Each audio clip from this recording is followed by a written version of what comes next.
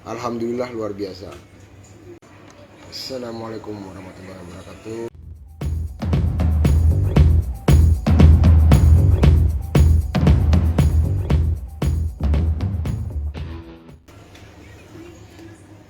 Allahu Akbar. Nah ini.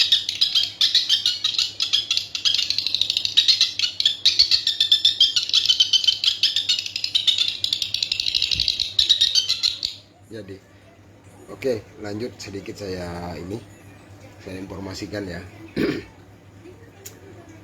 Saya sering dapat dapat pertanyaan dan juga melihat situasi kondisi di lapangan, yaitu dengan RBW yang berdekatan dengan RBW yang menggunakan suara cek lokasi atau cek log ya.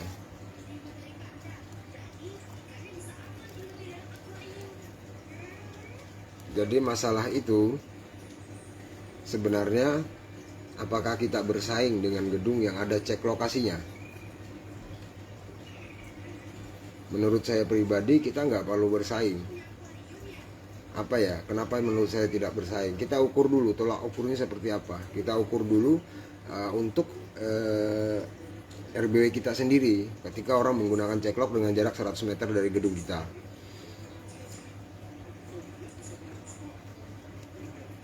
Apakah kita bisa memanfaatkan momen tersebut? Apakah tidak? Sebenarnya bisa dikategorikan bisa dikategorikan tidak gitu. Ketika gedung kita baru on perdana, tetangga menggunakan jarak 100 meter dari kita itu menggunakan cek lokasi, itu yang sangat sulit lah. Tapi kesulitan tersebut mungkin ada senior kita yang lebih berpengalaman, yang tahu teknik pemikatannya. Kalau saya hanya tahunya sedikit saja, dan mungkin saya privasi sedikit lah. Jadi ini saya buka ada sedikit juga, tidak kita mainkan privasi, yaitu ketika gedung kita sudah mencapai 50 sarang ke atas. 50 sarang ke atas ya, 50, 100, 150 atau 200. Kunci utama kita jangan panik. Kunci utama kita jangan panik ketika tetangga menggunakan cek lokasi. Justru kalau saya pribadi sebaliknya, ketika tetangga saya yang main 100 meter dari saya menggunakan suara inap. Yang dominan lebih menggunakan suara inap. Kenapa? Karena saya tidak memaksakan untuk memanggil walet, justru lebih kepada memandu aja. Memandu karena walet yang ada di seputaran cek lokasi tersebut dia hanya berkumpul. Dan kita menunggu momen dari burung kita yang pulang. Dan sampai anakan orang juga ikut dengan burung kita, bukan dari suara ya. Bukan dari suara dia ikut, tapi dari burung kita. Karena di cek log dia tidak bisa masuk, dia hanya bermain. Tiba-tiba burung kita yang ngumpul di cek log tadi dia pulang ke posisinya.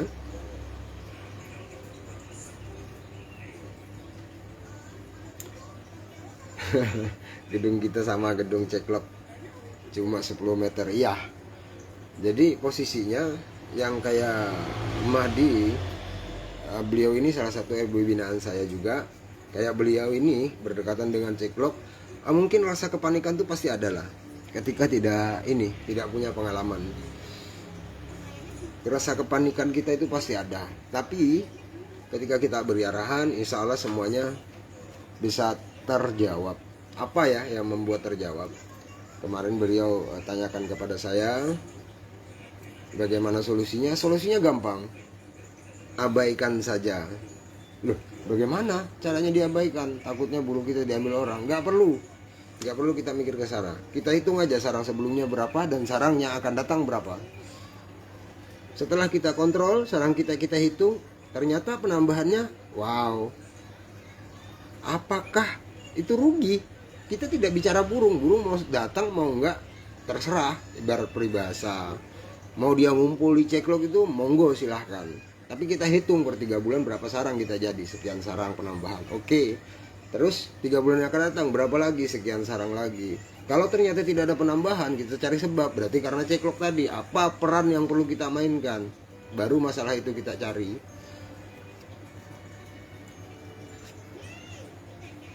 Kalau kategori ketika orang bermain dengan ceklok, kita juga bermain dengan kasar, saya rasa sama-sama tidak akan dapat solusinya. Dua-duanya akan merasakan dampak dari apa yang dia gunakan gitu.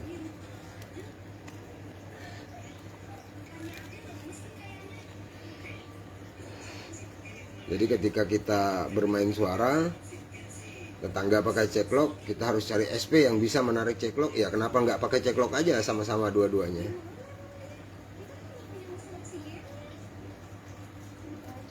Kategorinya gini, ketika kita punya sarang sudah 50-an ke atas, kita sudah punya modal indukan dan juga kita punya modal anakan. Anakan dan indukan kita itu tidak akan pernah lari apabila tidak ada sebab yang kita buat.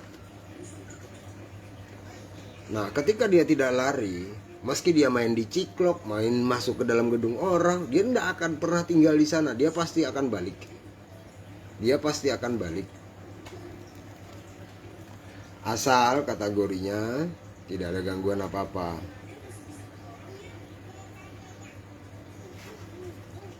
Nah, ketika orang panik, burung orang panik dengan berkumpulnya cek lokasi di dekat RBW kita, maka gedung kita ini, kita sendiri itu pasti akan kebingungan. Waduh, burung saya habis bermain di sana.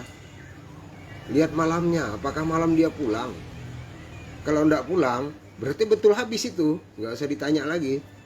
Burung kita enggak kembali, berarti betul-betul habis gitu. Padahal setiap di lapangan yang kita lihat tidak seperti itu faktanya. Setiap senja burung kita selama tidak ada gangguan apa-apa, dia pasti balik.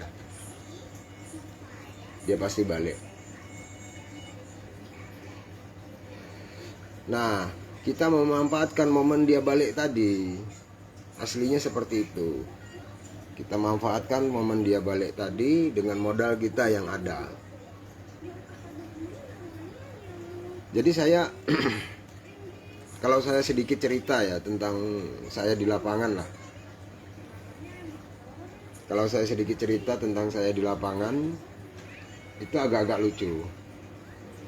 Jadi saya pernah rehab gedung, itu modalnya 12 sarang. 11 sarang atau 12 sarang, saya sudah kurang ingat lagi. Sebelah kirinya 5 kilo, sebelah kanannya 7 kilo, dan ada gedung di belakangnya terjepit sekitar setengah kilo, dan gedung baru di sebelahnya lagi belum on. Jadi yang saya kerjakan yang 12 sarang tadi itu udah 2 tahun umurnya udah 2 tahun. Tetangga sebelah kanan kalau dari belakang itu 5 kilo, sebelah kirinya 7 kilo. Itu bukan isinya tapi panennya. Apakah kita 12 sarang tadi bisa, dengan koloni yang 12 sarang tadi bisa narik burung orang? Jawabannya nanti setelah 3-6 bulan yang akan datang. Kita pun tidak akan bisa memastikan itu. Jadi waktu itu saya sedikit punya trik untuk pengerjaan itu gedung. Orang di desa itu ngomong, ya respon lah, burungnya kan sudah ada sarangnya 12 sarang. Saya bilang ambil aja sarangnya, nggak apa-apa, kita tutup LMB-nya. Ya jangan ya, kata yang punya, jangan ditutup LMB-nya, sarangnya aja kita ambil. Oke, kita ambil sarangnya. Dan di situ saya punya pembicaraan dengan si pemilik gedung. Saya bilang, abang cukup iakan aja sesuai instruksi saya.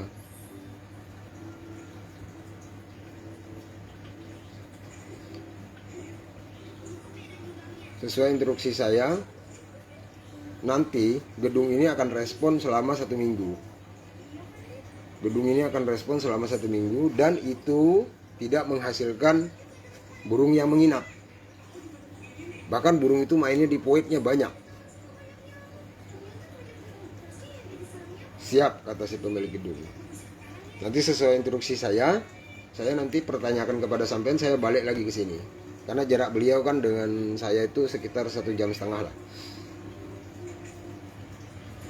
Saya set suara, kebetulan orang kampung itu duduk menyaksikan itu, mungkin sekitar 20 orang lebih lah.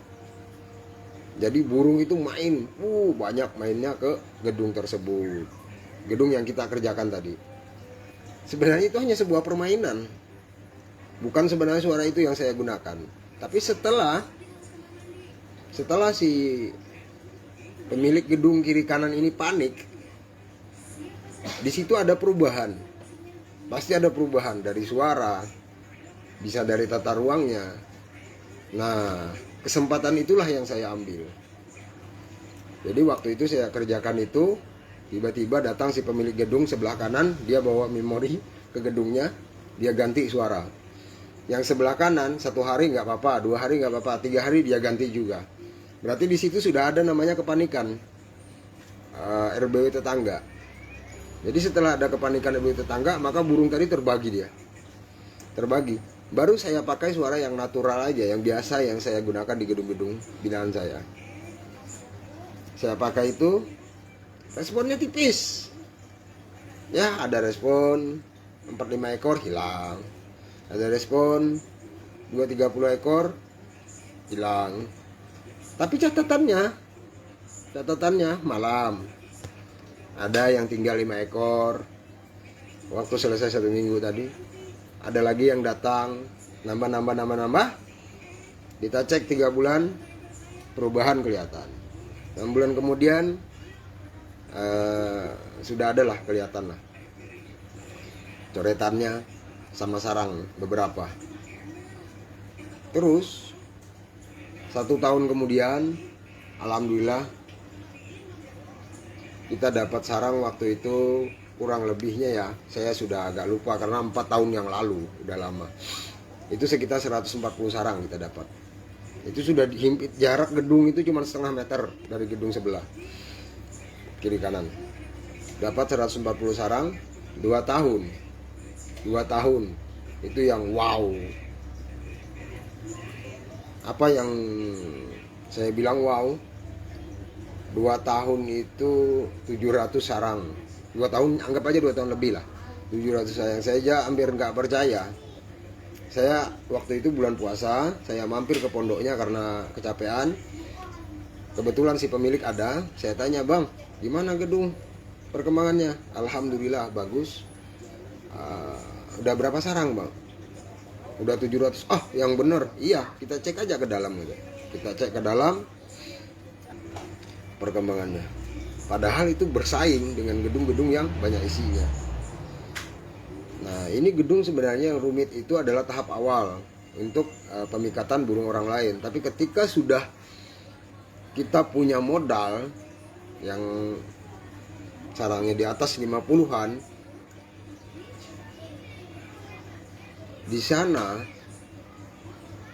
kembali kepada poin saya lab sebelumnya. Saya menjadikan gedung tersebut 50 sarang itu nyuri burung orang. Kok saya bisa nyuri burung orang setelah 50 sarang? Kita punya anakan. Kok bisa anakan kita dicuri orang? Kan mustahil itu namanya. Berarti ada kesalahan. Nah, ketika anakan tadi 50 sarang tadi dia bertahan di gedung kita, maka gedung itu pasti berkembang. Pasti ada sebab yang keliru. Dari mananya? Disitulah namanya pengalaman yang kita cari. Tidak semudah yang kita bayangkan untuk mendapatkan pengalaman tersebut. Modal utama adalah teliti. Biar pelan, tapi pasti.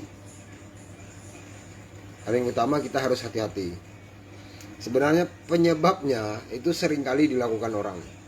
Dan sangat banyak di petani-petani.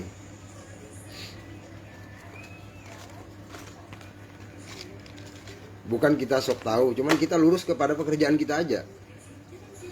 Kita lurus kepada pekerjaan kita, dan kita nggak tahu ya masalah tekniknya orang, kita nggak tahu. Kalau saya tahunya cuma teknik sendiri. Artinya, oh begini keliru, oh begini benar, oh begini kurang bagus. Kita juga tidak berani mengatakan ketika kita cek gedung orang yang kita kerjakan itu salah semua, kita nggak berani. Karena apa? Kita nggak tahu tujuan orang itu apa gitu loh. Yang jelas untuk teknik kita berbeda dengan orang, itu untuk pendapat saya sendiri, bukan pendapat orang lain. Ketika orang bilang saya kerjakan dengan tata ruang begini, dengan suara seperti ini, dengan formasi seperti ini, salah katanya. Monggo silahkan, nggak jadi masalah. Karena kesalahan manusia itu wajar, manusia itu wajib salah. Dan tidak ada kata-kata selalu benar, pasti ada salahnya. Tapi hanya malu untuk mengatakan salah.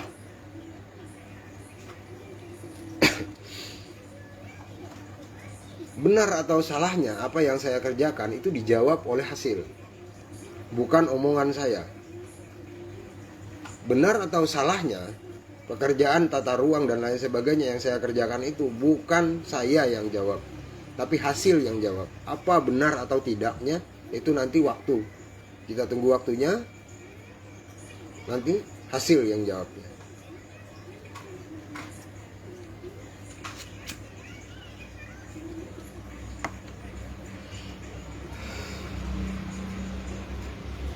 Di balik sebuah proses itu ada namanya kendala. Tidak semua gedung itu tidak ada kendalanya, mustahil. Tapi ada, memang betul ada. Akan tetapi kendalanya dia bisa sigap mengatasinya. Karena gini, setiap saya bina gedung nanti saya instruksikan, bang, sampean jaga ini, jaga ini, jaga ini. Hati-hati ya bang, karena ini yang seringkali terjadi. Kata si pemilik, wah tenang, itu tidak jadi masalah kalau itu aman punya saya. Ini aman dan itu aman. Pada kenyataannya, sampai waktu terjadi, ternyata semua itu nggak aman. Kita tidak bisa mengatakan alat kita nggak bakal rusak. Kita tidak bisa mengatakan tikus, burung hantu, ular dan lain sebagainya tidak naik ke gedung kita. Itu menurut pendapat kita bahwa gedung kita tidak ada tikusnya, gedung kita nggak akan dimasukin burung hantu. Itu hanya pendapat kita. Tapi waktu nanti yang menjawab apakah itu ada gitu. Jadi nanti di lapangan ketika gedung itu gagal, itu ada jawabannya. Karena si pemilik juga lalai, arahan kita juga tidak ada dengan si pemilik. Mau tidak mau kacau lah semua. Yang sering kacau itu ya awal-awal. Yang sering saya temui di 30 sarang, 50 sarang, 100 sarang lebih, itu sering terjadi. Kenapa di 30 sarang? Di 30 sarang itu agak rentan juga. 30 sarang itu bisa di posisi 6 bulan, bisa di posisi 8 bulan dari on perdana. Satu pertama, kesalahan teknik instalasi. Aki bisa bermasalah, mesin pun bisa bermasalah. Itu rawan kerusakan. Arus tegangan listriknya juga sering bermasalah, itu yang bisa merusak peralatan kita. Maka perkembangan di situ akan berpengaruh. Akan berpengaruh perkembangan gedung kita yang tadinya seharusnya tidak stagnan, dia jadi stagnan. Dilanjut ya, sambil ngedit ini.